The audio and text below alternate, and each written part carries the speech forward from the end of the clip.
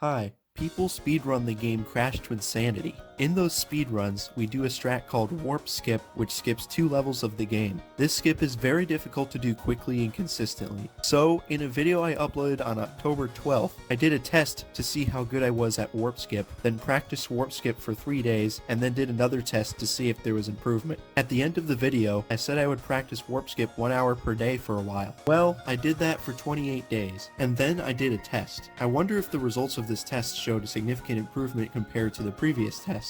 That's going to be interesting to find out whether there was a lot of improvement, little improvement, no improvement, or maybe I got worse. I wonder what the results of this test. Okay, enough suspense. Here are the results. Alright, and that's gonna be it for this video. I hope this was entertaining. Please leave feedback, and thanks for watching. Okay, obviously you have no idea what these numbers mean, so I'll explain what they mean, and we can look at how they compare to the previous tests. I did explain this stuff in a previous video though, so maybe you might want to watch that instead. But if half the people watch that video and half of them don't, then what am I supposed to do? If I explain this again, half the people will be bored, and if I don't explain it, half the people won't know what I'm talking about. I have no idea why I'm including all this in the script of this video. I'll just give a quick explanation.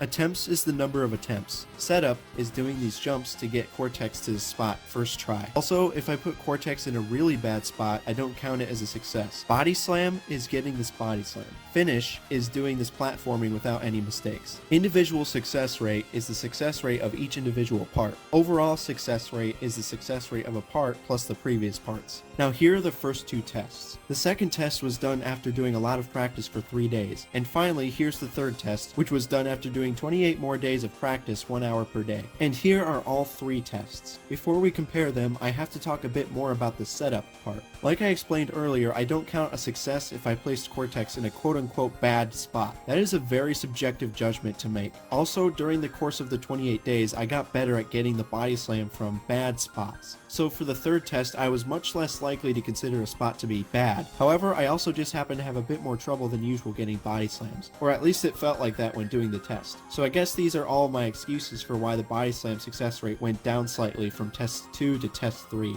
I guess I should be happy though, because other than the individual success rate of body slams, every other success rate went up significantly. The biggest improvement was the success rate of finishes. I definitely got a lot better at not messing up this part during the 28 days. And this number is the success rate of doing the entire skip, and this number went from 11 to 15 all the way up to 36%. Now that we've gotten our required positivity out of the way, it's time to spend the rest of this video complaining about how dumb this body slam trick is. Even after practicing this for a month, I still can't get it consistently. I've tried so many different ways of doing it, but there are so many different ways to fail it, and there is not one setup or technique that works consistently. If you don't get enough height or distance, you miss it. If you get too much height or distance, you overshoot it. If you get too close to the left wall, Crash's arm pushes him away and you miss the jump. If you are too far to the right, you overshoot it or miss it wide right. The double jump is way too precise to get unless you have Cortex in a perfect position, or Cortex does a favorable animation, which doesn't happen often enough for it to be worth it. For most precise skips, you can get your consistency up if you have the right setup or technique. Not this one.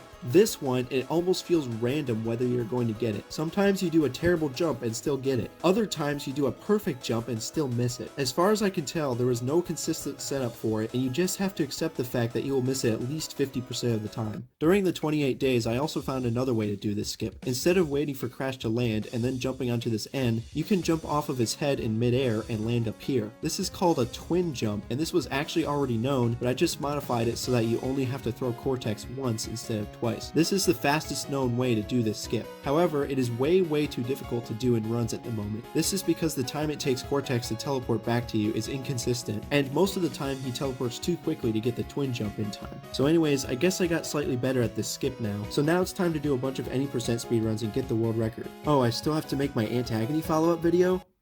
Dang it.